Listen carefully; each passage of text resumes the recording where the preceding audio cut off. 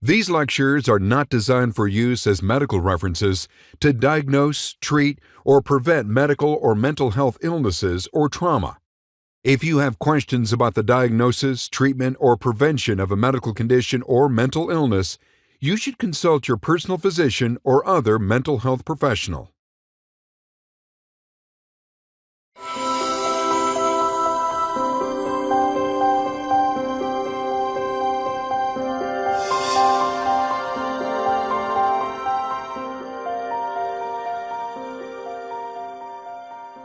In 2014, DARPA, the Defense Advanced Research Projects Agency, funded the development of an artificially intelligent therapist named Ellie, complete with an embodied avatar. Now, they had a theory that although a chatbot therapist might sound a little robotic, people would feel safer and open up more. So they enrolled over 200 patients in a randomized clinical trial. Half of them got the real automated Ellie, and the other half got an actual therapist that was just talking through the avatar. Of course, no one knew what group they were really in. Interestingly, the people that thought that they were talking with a robot therapist actually disclosed more sensitive information and took more risks. When asked why, they said they knew that a robot wouldn't judge them. So then the race was on. There are now over 100 startups working in the realm of digital mental health. And the new craze is chatbots, or automated conversational agents. Whether you know it or not, you use chatbots all the time. That customer service window that pops up when you're on Amazon, that's probably a chatbot. Those really vexing posts that pop up on Twitter or on your Facebook page, those are probably chatbots too. Despite the hype and the abuses, there is some potential, particularly in reaching more people and helping more people help themselves. Our group at UCSF is currently working on a chatbot that helps with smoking cessation. Most smokers want to quit, but they just don't get enough support or counseling. As you might guess, our chatbot, named Tammy for Technology-Assisted Motivational Interviewing, uses CBT whenever she can, but only after she helps enhance motivation. Congratulations on making it to lecture 23 of 24. Whether you've done all the lectures consecutively or skipped around a bit, you've made it to the point where we recap and refresh all the tools in your CBT toolbox. Remember that the goal of this course is to give CBT away. We're pulling back the curtain so you can see how all these tools work, and more importantly, so you can figure out how to pick what skill is needed at what time and under which circumstances. As with any skill, it comes with practice and a bit of coaching. We will review our toolbox and check in with Amanda to see how she's using it, and then do a little anticipatory troubleshooting. After all, everyone is bound to get stuck at some point. We will end by thinking about technology and how we can use digital health tools like mobile phone apps, virtual reality, and video games to expand and improve our skill set. I think one of the most exciting aspects of technology is that it helps CBT reach more people. After all, you're probably listening to a digital version of this course, or possibly streaming the video, both of which would not have been possible just a decade or so ago.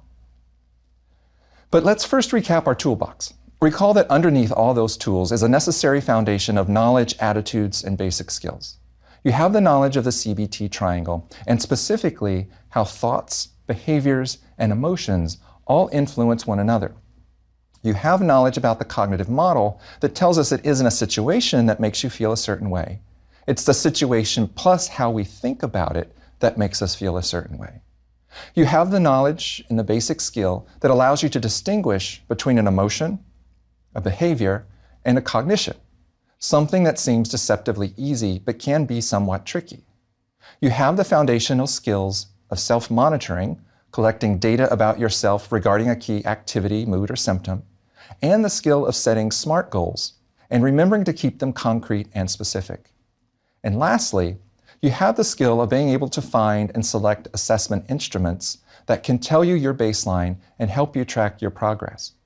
Your foundational attitude is one of empowerment, collaboration, and intellectual curiosity. You know that improvements are not linear or guaranteed, so you might have to try a number of strategies before finding something that works. You know that nothing lasts forever, including unhappiness and suffering. Even if you don't yet have a sense of hope, You're willing to suspend disbelief and at least test things out. It was on this foundation that we started adding CBT tools that fit into the broad categories of behavioral and cognitive. All of these tools, in some way, shape, or form, were intended to help us regulate emotion, think of the CBT triangle, and/or improve social, physical, or occupational functioning. Sure, these tools can help too with improving health-related behaviors, but they do so by helping us manage stress, regulate emotions, and improving our level of intrinsic motivation to change. In the behavioral category, we have behavioral activation, which includes activity records, really just a form of self-monitoring, and activity scheduling. Recall that there were a few important tips for activity scheduling.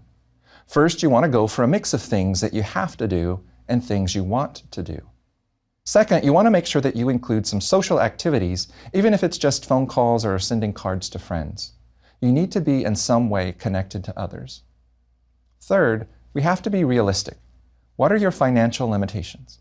What about time limits, limited energy, or chronic pain? Always have a plan B so if things go wrong, you can still squeeze in an activity or two. And don't forget the mood ratings. You want to review the effects of activities on your mood so that you can find the activities that are best for emotion regulation. Once you've found them, create a list and keep it somewhere easy to find. Break out that list whenever you need to. It's much easier than trying to remember what worked last time. And remember our 2 pro tips, pleasure predicting and behavioral experiments. If you find yourself doubting whether or not an activity will work, will be enjoyable, those derailing cognitions, don't immediately wrestle with the thought. Instead, just try it out as a behavioral experiment. Rate how much you predict you're going to enjoy it on a scale of 1 to 10. Then go and actually do the activity. This is the experiment part. Once you've done it, re-rate how much you actually enjoyed it. Most of the time, you'll find that their predictions were too negative. All it took was getting started. Now, some of our other behavioral tools might include things such as situational avoidance and situational modification. If you know that negative emotions are triggered by specific people, places, or things, is it possible to avoid them? Is it possible to change them? To change the circumstances and maybe bring another person with you.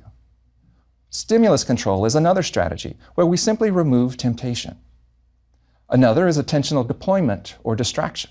If we find ourselves crawling inside our heads and ruminating, focus on a sensory experience. Focus on something outside. Reach out to another individual and have a social interaction, what we called a high bandwidth distraction. We used graded task assignment, breaking things into smaller pieces. We used a number of different somatic quieting exercises, things that help us to relax, to turn down the heat somewhat. We used exposures, particularly to address our anxieties and our fears. And we looked at operant conditioning, the use of rewards and punishments, in something called contingency management. And again, we used those behavioral experiments, but in this case, to challenge automatic thoughts and core beliefs. We learned about sleep hygiene, a collection of behaviors to help us sleep better. And we learned about behavioral rehearsal. If there's a complex skill that you're worried about, go out and try it. Give yourself a trial run first. In the cognitive category of our toolbox, we have, again, the core knowledge about cognitions, what they are, and the core skill of how to capture them. We added essential knowledge about something called habits of mind. These are the thinking shortcuts we all use to save mental processing power. They're called habits because we tend to favor just a couple of them. Do you tend to personalize? Selectively attend to the negative? Magnify the effects of rejection. You can use self-monitoring to see what habits you have. This will be important for changing those habits a little later. Also recall our foundational knowledge about the cognitive model. It isn't a situation that makes us feel a certain way or do a certain thing. It's the situation plus the way we think about it. Here we learned about the workhorse of this category, the thought record. We used the 7-column thought record that included a trigger, the activating situation, included emotions, emotional intensity ratings, capturing usually more than one automatic thought, looking for evidence for and against that automatic thought, writing out a new balanced thought, and then re-rating the emotional intensities to see if the exercise has been effective. Recall that in our ACEs lecture, a new variation of the thought record was used when we were talking about cognitive processing therapy for trauma. The form was a simplified ABCD, where you take a piece of paper and divide it into 4 equal boxes. The top left is the A for activating event, and the bottom left is B for belief, really our automatic thoughts. The top right box is C for consequences, which includes emotions and behaviors that are evoked usually by the automatic thoughts. And the bottom right is D for dispute, and this is where you write the new balanced thought, the ABCD. The toughest part is the process of getting to that balanced thought, and this is column 6 on the thought record, or box D on the ABCD. Remember our tips. Keep the trigger simple and without any interpretation. Pick just one automatic thought that you're going to rewrite. If you're just learning how to do this, pick one of the easier, less emotionally intense automatic thoughts first. If you want to challenge yourself, pick the automatic thought with the biggest charge. This will be the hardest to rewrite, but it will also give you the greatest benefit. Just be sure to link whatever automatic thought you choose to the emotion it evokes. This would be box C, consequences, on the ABCD. Then, select one or more of our strategies to help you through the process of finding a balanced thought. We used evidence for and against, decentering, naming the habit of mind, and linguistic strategies like yes, but. You can also use worst-case scenario to get a more realistic look at the consequences if a thought comes true. Be sure to write several versions of your new balanced thought. Read them out loud several times, and pick the one that resonates. On the 7-column thought record, the last step is to re-rate the emotional intensity. If it didn't change the intensity, roll up your sleeves, try it again, or switch to a different tool. Remember that our goal is eventually to move these exercises from paper to doing them in your head. Internalizing the process means practicing and rehearsing. Recall our pro tips from some viewers of our first CBT course. Create a can of thoughts with automatic thoughts you've challenged in the past. Draw one out and see if you can quickly come up with a balanced thought. Or create a list of all the balanced thoughts you've come up with. Write them down, read them out, rehearse them until they feel familiar and obvious. A lot of our learners have asked me for examples of good balanced thoughts. I hesitate a bit because good is pretty subjective, and what might be good for me might not sound too convincing for you, but let me give it a try. Here are a few examples. First, I'll give you a quick description of the activating event, then read the automatic thought, followed by the new balanced thought. We won't review the process of getting to that thought, so it's more like a before and after shot of cognition. So here's the first one. The activating event: I didn't sleep very much last night. The automatic thought: today is going to be miserable. I'm not going to get anything done. The new balanced thought: I'll probably be pretty tired today, but I'll see what I can do to rearrange my schedule and maybe lighten my load. I've been here before and I managed to do okay. Example number 2, the event: my husband came home from work later than expected and he didn't call or text me. The automatic thought: here he goes again. What an inconsiderate jerk. Does he think I don't get busy at my job too? The new thought: yes, he should have texted me, but he's always been easily distractible and somewhat scattered. It makes him fun and spontaneous, but he's definitely not a planner. He's there for me 100% in other ways. Thank God he cleans up after the dog. And here's a third. The event: I was at a meeting at work and kept raising my hand to speak, and no one seemed to notice or call on me. The automatic thought: am I invisible? No one thinks I have anything important to say. The new thought: well, to be fair, other people weren't raising their hands, they were just speaking up. It was kind of a free-for-all. Our manager should have noticed me and should have controlled the discussion better, but I could also be more assertive. I could use my voice next time and just jump right in. Now, our other cognitive tools would include our core beliefs worksheet, identifying and challenging core beliefs by using the downward arrow technique, rewriting the core belief, and then rating the percent believability. We might challenge our rules and conditional assumptions on the same form. We first want to capture and identify them, and then begin to rewrite them. We might even think about changing our attributions, those ways in which we explain why things have happened. Are we blaming ourselves or blaming others? Do we believe that it happens just in this situation or across the board? Do we believe it's changeable or unchangeable? Other cognitive tools included writing out coping statements, using reappraisals and reframing, using suppression or postponement, writing down those worries on a list so that you can deal with them later. Things like attentional deployment, distraction, using images, using sensory experience to pull you out of your head and out of those ruminations. Or think about savoring the positive, recalling those positive events that have happened in the past, or things that you might be looking forward to in the future, and allowing yourself to really enjoy them.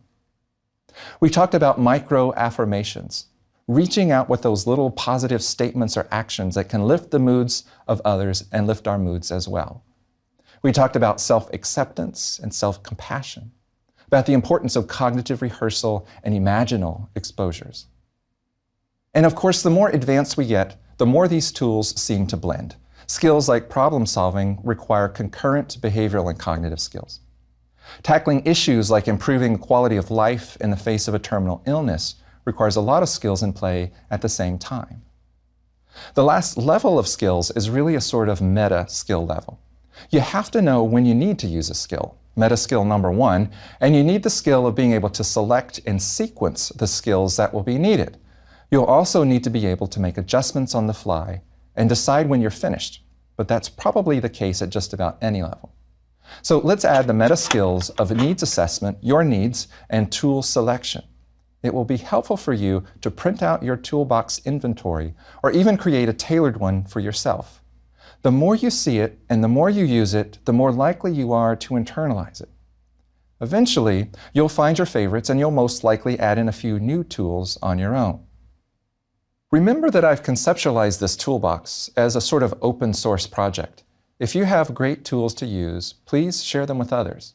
You can do that through a Twitter post to me at Dr. J. Satterfield, or a post on Twitter directly using the hashtag CBTWorks. Just to give you a few examples, I have one patient who printed out her toolbox and posted it on a refrigerator. Whenever she feels stressed, she walks over to the fridge to get some ideas. I have another patient who made merit badges for herself. Whenever she felt she had mastered a skill, she gave herself another badge. In the end, she had a long sash full of badges that served as a toolbox inventory. Another patient, a bit of a comedian and a poet, created an illustrated Dr. Seuss-style book that rhymed out all of her skills. Whatever you do, make the toolbox yours and be sure to share it with whomever needs it. Okay, so let's see this toolbox in action with Amanda. Now, before we watch the clip though, I need to give you an update.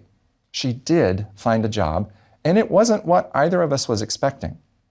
She got a job teaching English and history in India. She saw it as an amazing adventure that had the potential to be purposeful and meaningful. It wasn't a perfect job, but it helped her leave the nest, do something even her brother has never done, and it gives her time to think and grow into whomever she's supposed to be. The next clip is from our last session, where we're reviewing whether or not things have gotten better for her. Let's take a listen. So Amanda, this is it. Our last visit together. How are you feeling? Good, actually. Well, I know you have a big adventure coming up in what sounds like a fantastic job. We have this visit today that I thought we could use as sort of a summary, sort of a review of where we've been, of what you've learned. And I think we should look ahead a little bit and think about the tools that you're going to take with you to India, the stresses that you might encounter, both good and bad, and then talk about sort of what's coming down the pike in the future when you come back to the U.S. Does that sound good? Mm-hmm. Okay, so let's do a recap. So today's session 16 of 16. It's been over a period of about 5 months or so.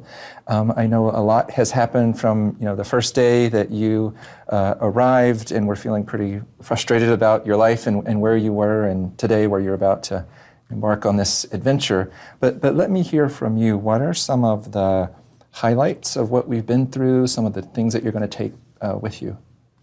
I think I have gotten to a point now where I don't internalize as much now as I used to. I used to get really sensitive about things that, were beyond my control. I mean, the whole situation with my family, my parents and my brother, and just really, really internalizing what I perceived as a preference for him over me. And, I'm realizing now that, it's not that they love him more or they love me less. They love us both. And, sometimes they show that in different ways, between the two of us. We're two different people. So they articulate that differently for the both of us. And I think that now I'm at a point with my parents as well as my brother in that, our lines of communication are much more open now than they were. I think that they have a better understanding of what I feel like I need from them now as an adult woman, how I prefer to, have, compliments or, love expressed to me. I think that, that's by leaps and bounds has come a really, really long way. Yeah. Even in how I look at myself, I'm not as hard on myself when things aren't absolutely perfect. I'm allowing myself to let things just kind of be and not, pick them apart or, get paralyzed by the fact that, everything's not perfectly aligned the way that I would like it to be. And that, because in times past, I've been at a point where I've let the fact that things are not just perfect kind of just hold me hostage. Yeah. And so I've been able to kind of get to a point where I can be okay with the fact that, it's not totally perfect, but it's still a good situation, Mm-hmm. So I feel like, I've made a lot of progress there as well.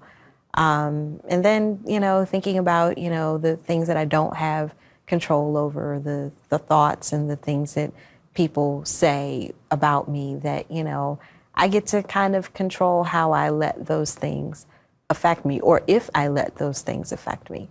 And to what degree do I let them affect me? And how do I deal with, the feelings when they do affect me? I think I am better able to cope with those things now than I had been. Sounds like things are a lot better when we compare a snapshot of before and after. But how did she get there? Let's go back and look at the tools she used. So I'm hearing a lot of the CBT tools from the toolkit. So maybe we can look at that and reflect on some of them. And of course, everyone picks their favorite tools, the ones that they've had the best results from. But we have them divided into sort of general tools, cognitive tools, behavioral tools, and interpersonal tools. When you started 5 months ago, we were looking at behavioral tools, and you kept an activity record of the things you were doing. You rated your mood every day, and then did some activity scheduling, and we tried to get you more behaviorally activated. Right. So any lessons there that you'll take with you to India or beyond? Absolutely. I mean, I think that for me,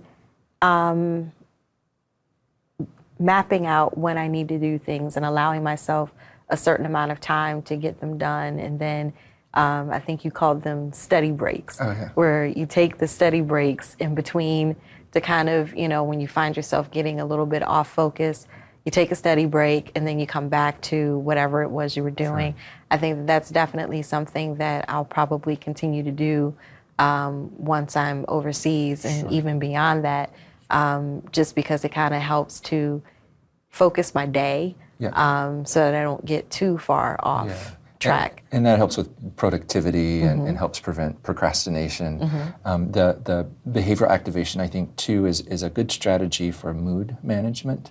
So when you leave and you go to India, right, your schedule is going to be completely different, right? Your routine is going to be completely different. Oh, absolutely. The daily activity, even how you shop for groceries or cooking or people that you have around you is going to be different. Right. So the the tip-off that you need to re-engineer the activities is if your mood is down or low, or you're feeling stressed or stretched too thin, then it's a good time to take out that activity record and to start looking at how am I feeling up the hours in my day, and is there a way to move things around or to subtract or to add certain things so that your mood at the end of the day is a little more positive. We can probably predict in the beginning, there's just going to be a lot of excitement, right? And a lot of newness that comes from moving. But keeping track again of the routines that you fall into and whether or not they're constructive and serving you well is probably a good tool to use. What about some of the cognitive tools? And you worked on coping statements. We did some core beliefs work about feeling like an imposter sometimes. We also did thought records about those automatic thoughts that kind of pop up out of the blue. So any of those that you think you might want to hold on to or use in the future? Yeah, definitely. I mean, I think that the coping statements are key for me. I kind of have to just keep reaffirming what I know to be true about myself and about the people around me, that, you know, perhaps maybe it's not all rigged against me, that, you know, I have to take some level of responsibility for what I'm doing, but at the same time, understand that, you know, everybody's not out to get me, that, you know, I'm a good person, and I just need to continue to reaffirm that for myself and let myself know that regularly, that, you know, you're good, you're okay. Right. So we're counterbalancing those sort of negative core beliefs that might bubble up time and time again. Okay. All right. Well, I know you have a copy of the toolkit that you can take with you, and I would encourage you, now that you're on your own, right, to keep it with you, keep your therapy notebook with you. You're going to be really busy, probably won't have time to do a lot of self-monitoring in the beginning, but remember, our emotions are often a signal that we need to pay attention to something. Hopefully they're all positive emotions, you know, so you can pay attention to positive things that are happening. But if they are anxiety, fear, depression, sadness, you know, that also tells you, let me look at my activities, let me look at my thoughts, let me pull out my toolkit and see what it is that I can do about this. Okay? I'm hopeful about Amanda. She's come a long way in just a few months, and she's bound to learn and grow a lot in India. She will undoubtedly encounter new stressors, maybe feel alone and homesick, but she has tools that I hope that she'll remember to use. In the last part of our lecture today, I want us to think about new tools, or really new delivery devices that we might consider adopting. Here I'm talking about technology. Mobile apps, websites, video games, virtual reality, and whatever new tech tools are on the horizon. Now, the nature and philosophy of CBT tend to lend itself to technology. If you think about some of our core skills, concrete goal setting, type it into your app, symptom measurement and assessment, fill out the survey on that mobile app or website. It's client-driven, you do homework, but most of it is written down or maybe typed in. There's psychoeducation, there could be a reference library of videos. There's self-monitoring. It might fit well in a technology platform. Right now, there are nearly 500 mobile apps that claim to do something like CBT, or at least perform some of the skills in our CBT toolbox, like tracking mood or scheduling activities. In terms of research, well, the jury's still out. Some of them look promising, but it's unclear if they work as well as the old school style CBT, where we write things down on paper. Now, I prefer paper because it forces us to slow down and it brings fewer distractions. This may increase the chance for internalization. With that said, there might still be a place for technology. Now, if you're curious about CBT apps or websites, you can start with CBT Coach for insomnia, a mobile app. You can start with Calm, C-A-L-M, a mobile app for anxiety. Mood Fit, a list of exercises to help with emotion regulation. There's another called Depression CBT Self-Help Guide. That's the title. And an interesting two new applications. One is called Happify, H-A-P-P-I-F-Y, which builds positive emotions. And an interesting chatbot, although it does have a monthly subscription that's required, called Woebot, W-O-E-B-O-T. Now, if you are a gamer or maybe just have a teenager unwilling to try a mobile app, I encourage you to consider some of the pretty cool video games made to promote mental health. Here are a few examples. The Sea of Solitude features a main character, a woman named Kay, who navigates a partly submerged city as she faces various demons. She realizes the creatures are humans who've been turned into monsters when they became too lonely. To save herself, she fights to overcome her own loneliness. Another game called Celeste explores depression and anxiety through a protagonist who has to avoid physical and emotional obstacles. Night in the Woods delves into self-identity, anger, and post-traumatic stress disorder. The protagonist, May, is a college dropout who returns to her hometown but struggles to reconnect with family and friends. You can find all of these games online or at any gaming store. What's next? Well, I think the apps and other digital tools will keep getting better and more seamlessly integrated into our lives. If you're looking for an objective guide to help you find quality tools, I would recommend cyberguide.org. That's PSYBER guide.org. It is a free online guide that does a terrific job rating the quality of mostly mobile phone apps. And full disclosure, the site was developed and is still administered by one of our past trainees from UCSF, Stephen Schuler, who is now at UC Irvine. So we made it through our entire toolbox, and we've added in a few new tech tools. In our next and last lecture, we'll turn to an entirely new approach that helps us tell and possibly change our stories. Until then, thank you.